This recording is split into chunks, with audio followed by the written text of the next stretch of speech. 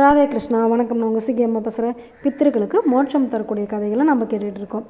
இன்றைக்கி என்ன விசேஷமாக பார்க்க போகிறோம் அப்படின்னாக்கா, எனக்கு எந்த விதமான பூஜை முறையும் செய்ய முடியல, என்னால் எங்கேயும் வெளியில் போக முடியல, எனக்கு உடல்நிலை சரியில்லை, இப்படி இருக்கும்போது நான் எப்படி ஸ்ரார்த்தம் பண்ணுறது, என்ன பண்ணுறது அப்படின்னு நினச்சிட்டு இருக்கிறவங்களுக்கெல்லாம் ஒரு வழி இருக்குது. அந்த வழி என்ன அப்படின்னாக்கா, நம்மளுடைய நரசிம்மர் கூப்பிட்ட உடனே அப்படியே கம்பத்தை பிளந்து வந்தார்ல, அந்த மாதிரி நம்ம எங்கே கூப்பிட்டாலுமே நம்மளை ஓடி காப்பாற்றுற தெய்வம். அதாவது நீங்கள் கண்ணை மூடி கண்ணை திறக்கிறதுக்குள்ளார கண்ணு முன்னால் நிற்கிற தெய்வம் யார் அப்படின்னாக்கா நம்மளுடைய நரசிம்மர் தான்.